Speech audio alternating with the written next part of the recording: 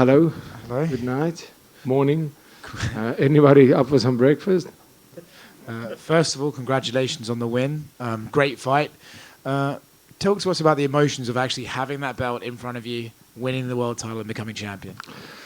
Wow. I mean, let's just talk about the emotions I felt when we started hearing one judge, and now I go, oh, shit.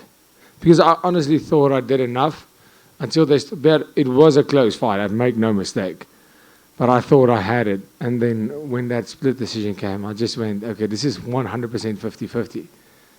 And when they said and knew, it felt like 15 years of work, of dreaming, of sacrificing, of everything came together in one single sentence. It's incredible.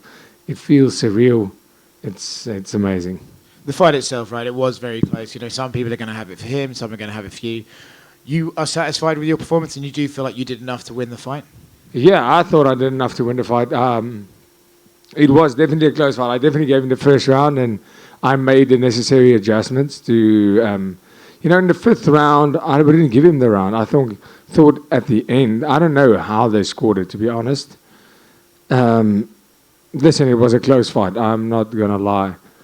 It was one of those fights where there wasn't even time to really think of what is happening. But I do believe with the takedowns that I got, it was very back and forth with the striking, one for him, one for me.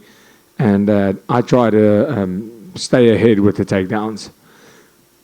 By round 4 and 5, he did a good job of defending those, but obviously my takedowns got a bit sloppy. And he started, reading them. But those takedowns weren't really for getting a takedown. They were more to disrupt his game plan. But at the end of the day, I went toe-to-toe with the, self-proclaimed, and some people think, best boxer in the UFC.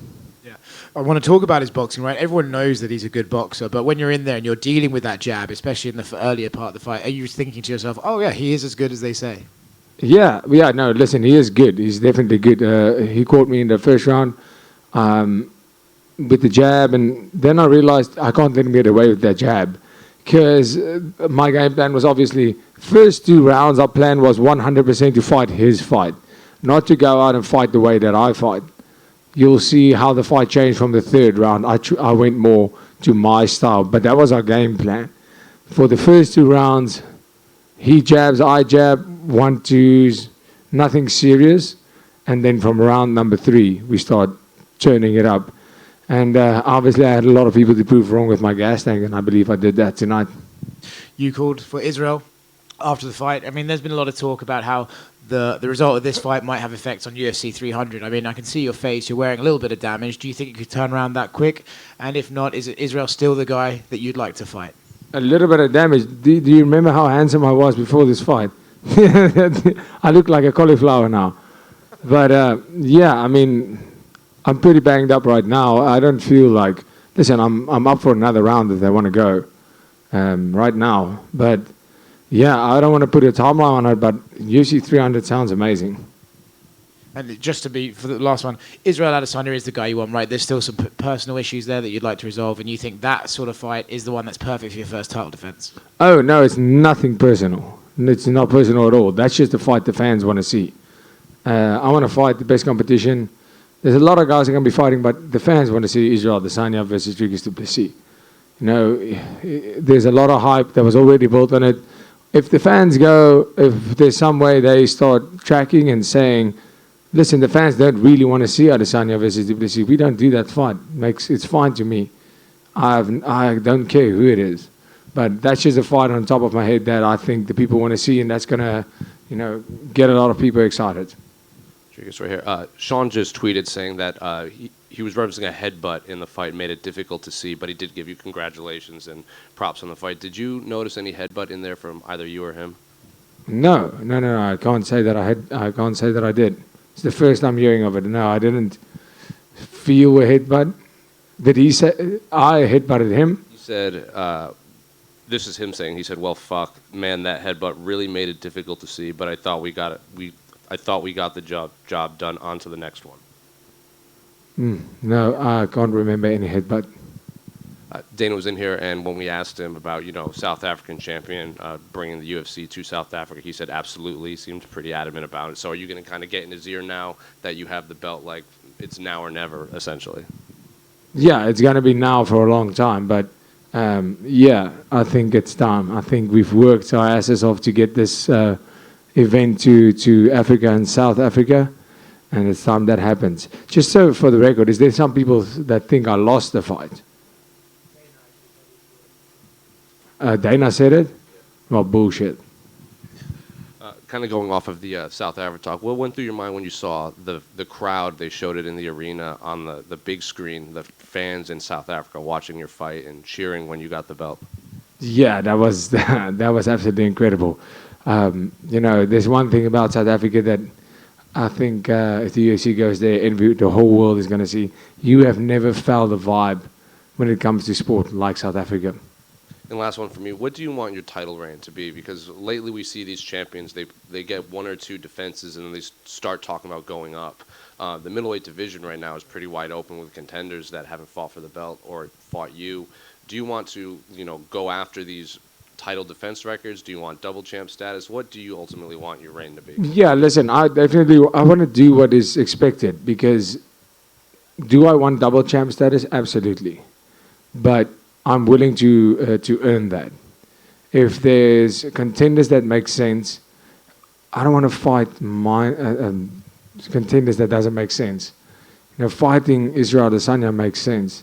Fighting guys that deserve the title shots makes sense. But I don't want to just fight somebody because I don't want to be Israel Adesanya that fought Sean Strickland. Yeah, Strickland won that fight, but they should have never fought, in my opinion. When you say contenders that don't make sense, do you mean fighters like Hamzat, who maybe haven't fought a middleweight ranks? Because he's also tweeting like "see you soon" and referencing UFC 300. Yeah, but he said that to John Jones. So, I mean, who takes that guy seriously anyway? Dricus over here. Beyond the facial injuries, are there any other injuries you're dealing with? Yeah, I mean, the body feels pretty banged up right now, but I can't say for sure how severe these injuries are. You were having a lot of success with the kicks throughout the fight. Was that something that you saw going into this that would be a key part of your strategy, or was that something that just became available throughout the fight and you saw the success and kept with it? Yeah, no, this is something we worked, we saw in all of his fights. He's really good at evading these kicks. We saw with Israel Adesanya, he wasn't very successful with his kicks because of Sean's defense. I got a few good head kicks in. I got a few good low kicks in. It was just the timing that we had figured out a little bit better than Izzy did in that fight. But yeah, anytime you're going to fight a guy with a strong and good jab, I thought, my coaches, Coach Manofa, so he's obviously a genius when it comes to these things. We looked at the fight and said, that's how we're going to take care of a jab. And those kicks did start to hurt him by round number 3, 100%. And his jab became a lot lighter in that third round, definitely. You also answered a lot of questions going into the fourth and fifth rounds for the first time in your career. Can you just tell us, especially that going into the fifth round, sort of what your corner is telling you, and mentally, are you just on autopilot at that point? Like, take us through your emotions just preparing for those final 5 minutes. No, not at all. I mean, I went into the fifth round and I said to my coach, wow, can you believe it? I guess I have a gas tank. And he said, this is the last 15 minutes of your life. And I said, damn straight. And, we basically, I was happy to be there in that fifth round. It wasn't autopilot at all. It was, damn, I feel great for a fifth round. When we went to the fourth round, I felt, damn, I'm going to prove a lot of people wrong tonight. Dricus right here. At what point in the fight do you think you kind of had Sean's game plan and what he brought to the fight figured out?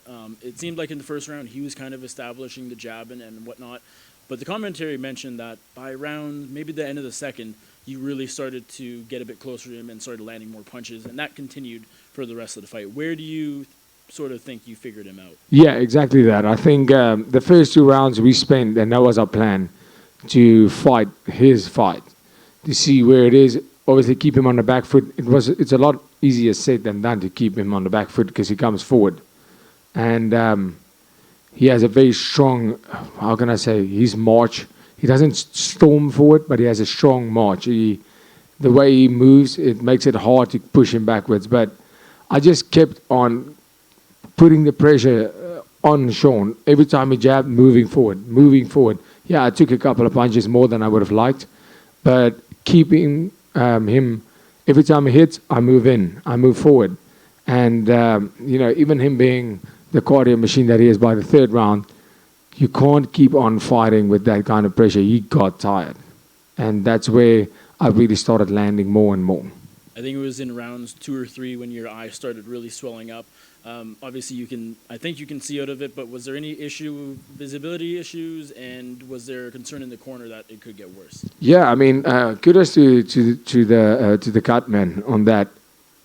He hit me with a jab in the first. I didn't feel it really. I could feel he got me, and all of a sudden I just felt this thing in my eye, but it didn't hurt. And his corner screamed and said, "He's already bleeding." And I thought, shit, am I really bleeding? And then in the second, he caught me on this eye again, I think. And all of a sudden, this eye went completely shut. Like I couldn't see, and I was like, come on. One eye. And that was the first time for me in a fight where my eye was completely shut for a while. I couldn't see. And then I went back to the corner. They put the ice thing on it. And the swelling went down immediately. So kudos to the cut man. It helped a lot. And then I cut him. We spoke about it in the doctor's rooms. And I caught him with a big punch, and his eye started bleeding. And I looked at the blood flowing, and I said, I hope that goes into his eyes. And he said, and I look at him, and I'm like, that has to be in your eyes. Come on. And he went like this. And I said, gotcha. And he tried not to wipe, so I can't see it's in his eyes. But then he started wiping, and I was like, yeah, well, now we're level. And I started, so I mean, but all in all, I mean, Sean Strickland's an absolute warrior, and world's respect for him. What's the biggest improvement you think you've made over the past 13 or so months? And the reason I say 13 is that dates back to your fight with Darren Till. And that was a tough back-and-forth fight. You got to win, but it was not an easy one. And now you're knocking out Robert Whittaker. You're beating Sean Strickland for the title. What changed? Yeah, nothing changed. I just got my ring time. I just got my octagon time and settled. Found a home in the UFC. Like I said, that's what I need. Found a home. We had some problems in terms of the conditioning, which we fixed. I feel incredible. I think it's just about finding your feet in that octagon and accepting and believing that you're one of the best in the world. I know you would have liked an early finish in the fight. Obviously, you don't get paid by the hour, but were you kind of happy as well to go the distance to kind of silence some of those critics that were saying cardio was going to be an issue in this fight? Yeah, I mean, that's a big plus point for the fact that we went 5 rounds, is the fact that I could, hopefully my cardio is the discussion of the past. If not, keep on doubting. I don't care. At your own demise, of course, but if I'm going to do a decision like with the Brad Tavares fight, I said, if I have to go to a decision and I have to do it this way, any day of the week. I mean, I haven't watched the fight, but we got fight of the night, and it sounded like it was a banger. And in that case, I'm more than happy to go to the distance. How big of a boost was it? Your teammate won last night at Unified. And that story in itself was kind of crazy with him coming to Toronto with you, getting the phone call, getting the fight, and getting a pretty big win there. How much did that kind of give you a little bit boost going into to the title fight tonight? Yeah, I mean, I'm really happy for Marky Mark. Mark Hume, I honestly think he's the next guy to come in. He didn't get a finish last night, but, it was a 10-day notice fight for him. And he did what he had to win that fight. So I'm really happy for him, and hopefully he gets opportunity soon. And, to be here representing my team, Team CIT in Pretoria,